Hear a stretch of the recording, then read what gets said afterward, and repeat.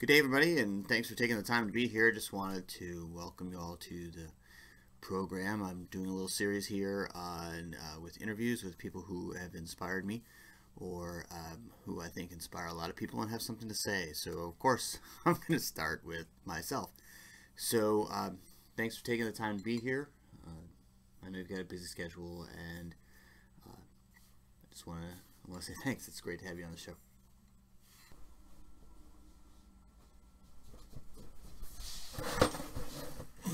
Sorry I'm late. Wow.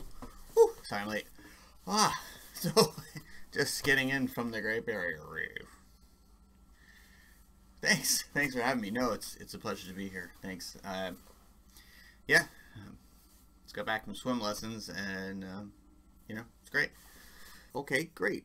So what if you could start out by telling people watching here a little bit about yourself, what you do on a day-to-day basis, and kind of where you come from, that kind of thing.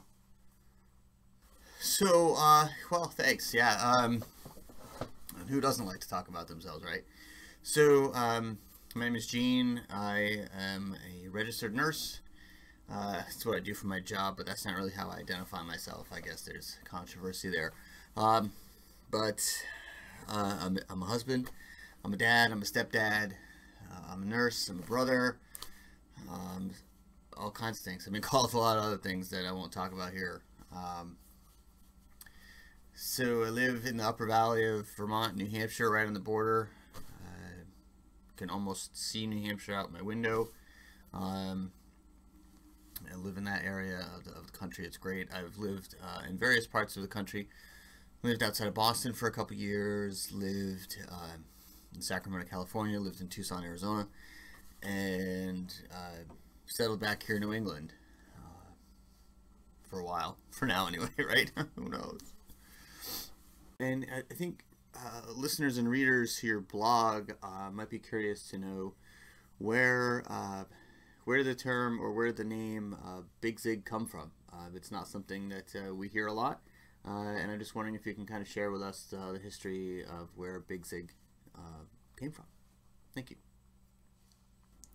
So BigZig, yeah, that's kind of an interesting name. My grandfather, my paternal grandfather, is who I'm named after, so we share a whole name, first name, middle name, last name, of course. And our middle name is Zigmont, Z-I-G-M-O-N-T. And when I was just a little guy, he named me Zig. His nickname for me was Zig. He had nicknames for just about everybody, and mine was Zig. And then I had another cousin born into the family. He became Zig, and I became BigZig. And so after that, I've always been BigZig to him. And he passed away in 1998. And then a couple years ago, at the end of this month, it'll be 9 years ago. Oh my God, 9 years ago, my wife Tracy and I had a little boy. And my dad started to call him Zig, which I thought was kind of neat, even though his middle name isn't Zigmont. And then my sister had a child, and so my dad calls both of them Zig. It's rare that they're together at the same time, that when my dad is there, so he gets confused because he just calls both of them Zig, and he doesn't call either one of them BigZig. So, but I'm BigZig. I'm still BigZig. And why not, as an homage to my grandfather, I try to go by BigZig for BigZigFitness. And in the past couple years, what would you say has been your main fitness focus? What is it that you've been working on, either independently or with groups, or just for yourself? What has been your main, where has your fitness been focused? So in the past, my main fitness focus has been running. I used to race mountain bikes just recreationally, and then I kind of got out of that. And a couple years ago, a friend of mine invited me to participate in a relay, as a member of a relay team for a half marathon, the local half marathon, the Chad half. And it was kind of funny because I was asked on a Thursday if I could participate, and the race was Saturday. So on Friday, I went out and bought a pair of shoes at just a local shoe store. It wasn't even a running store, just a local shoe store, and wore them for the race. It was pouring rain. My section was about 10K. It was the longest section of the three, which it was kind of interesting how that happened. But so that pretty much did it for me. Once I started running, then I just started really enjoying running, and then progressed and moved into trails. I really like being out on the trails.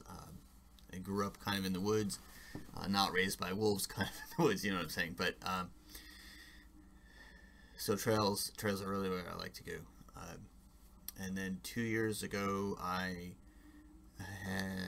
ran in the Vermont 50, which is a fantastic race if you're in the Vermont area in New England and you're looking for a good 50K or a 50 miler to launch yourself into ultras. The Vermont 50 is definitely one to do. It's a great atmosphere. It's a great group of people that put it on, and the course is just fantastic. Recently, I guess maybe over the past year or so, has that changed at all, or has that still continued to be your focus? And if it has changed, why? If you could answer that, if you could tell us about that. So yes, my fitness focus has changed. It's tough for me to say. I'm no longer a runner. Right now, my fitness goals are just to maintain a healthy weight. I put on some weight this past year as a result of not running, and also as a result of not stopping eating. I'm managing to bring that back down. I'm happy to say that I'm back down within 5 pounds of my goal weight, so that's good. Good news for me. And perhaps some people out there can appreciate what it feels like to be within 5 pounds of your goal weight. You can still see I've got all this extra skin here. Yeah, so it has changed. So, and why? Well, that's a good question. I've had chronic back issues for several years, and last year, so in 2014, it was so debilitating that after June, I wasn't able to run anymore. I just could not run another step. And so in September, I had surgery on my lower back to kind of excise or remove a little bit of a disc that was poking out between my L5 and S1 vertebrae. For those of you who don't know, the S1 is the top part of where your tailbone or your sacrum is. So had that done, and probably for the second half of October, almost all of November, I can't remember being in pain in November. I had even started lightly running on the treadmill, and by that I mean like 5 miles an hour. So, and then it just got to the first of the year, and it just started killing me again, and I can't run. So that's why my focus has changed away from being a runner to just, for now, maintaining healthy weight and try to keep a healthy attitude. But I gotta tell you, it's tough,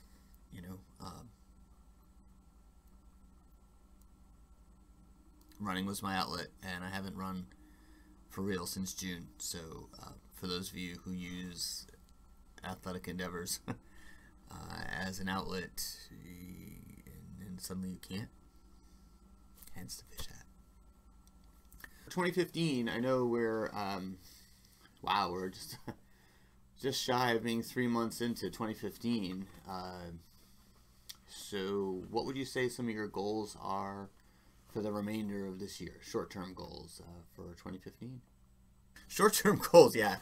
Short-term goals for 2015. So there's, it's interesting because last year when I couldn't run in the Vermont 50 that I had signed up for, I was able to get my registration diverted to this year, and then I really thought that I I could do the Vermont 50 because I was having back surgery and it just would have worked out, you know. But that doesn't seem to be working out just yet, so I'm not quite sure. I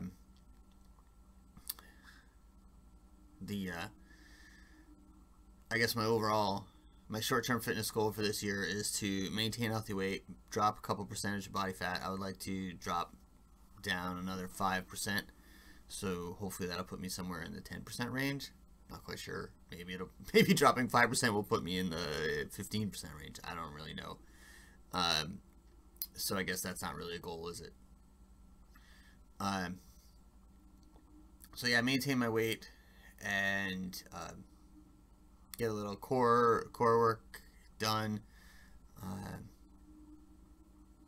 Yeah, I guess, you know, what else have I got for a goal? I'm not participating in any running events. Very interesting. Wow. So if you could then, I'm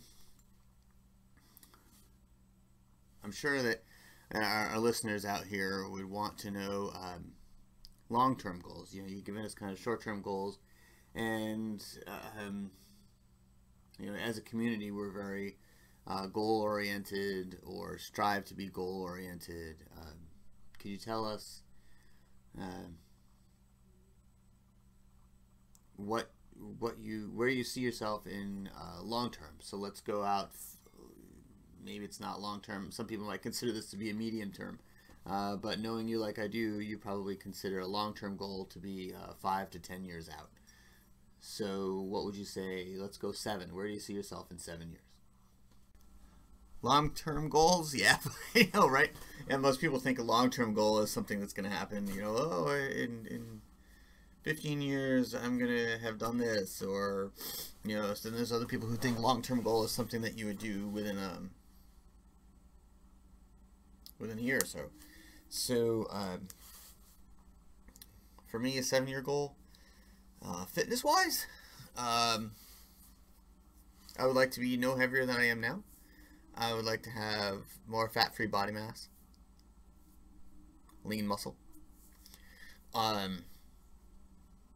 will be running again in 5 to 10 years. I will be running again. I would like to have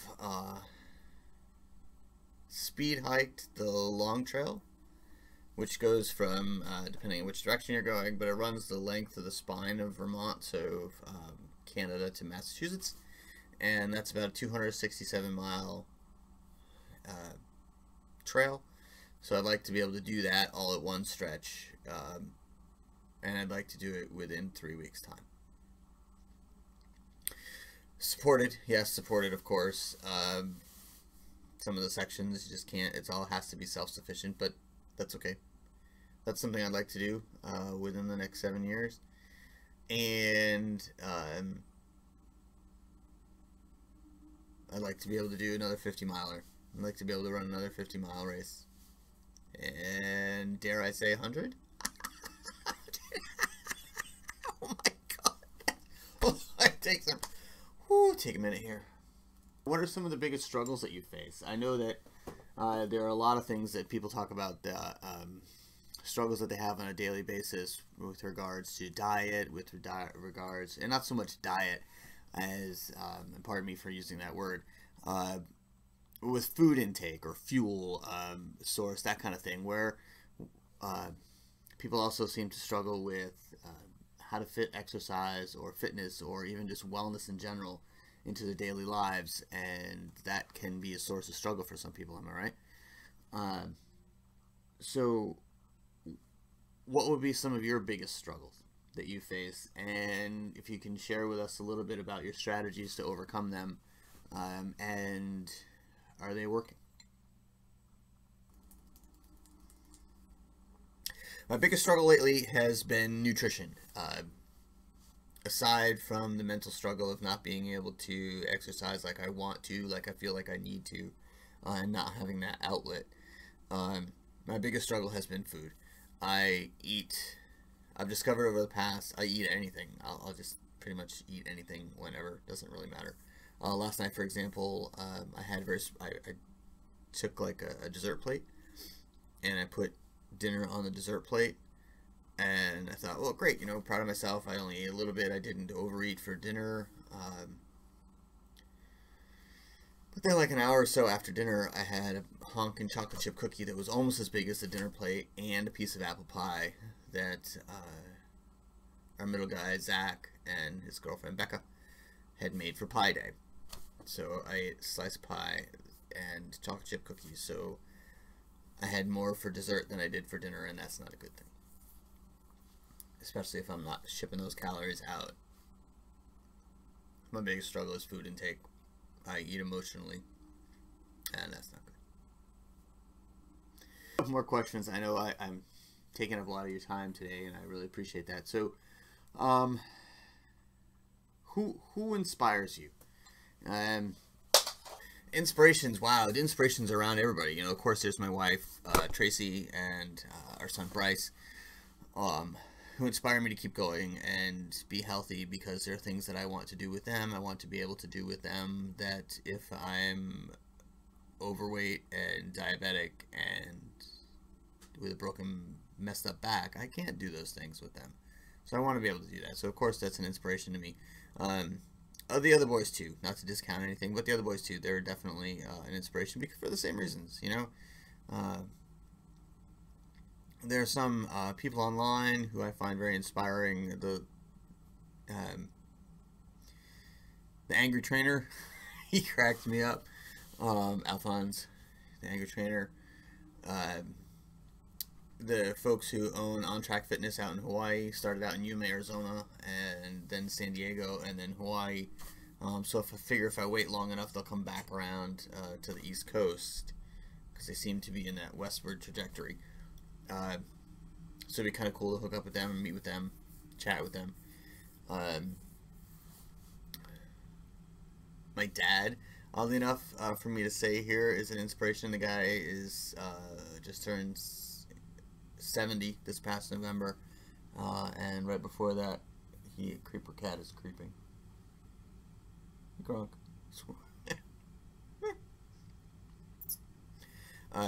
Just got his black belt in Aikido, and now he's teaching Aikido as well as taking karate class. So that's pretty inspiring. The guy just keeps going.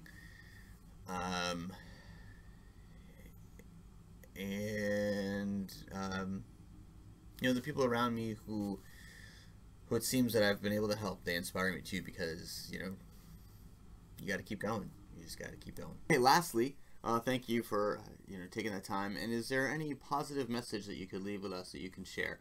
Is there some catchphrase that you have that gets you going? Is there a mantra that while you're exercising you say to yourself to get you through the tough sessions that you don't want to necessarily do, or just something that you use that inspires you that perhaps you can share with others that might inspire them? Oh, positive message. Wow, you caught me on an interesting day for positive messages. So positive message that I like to send out to everybody it would be to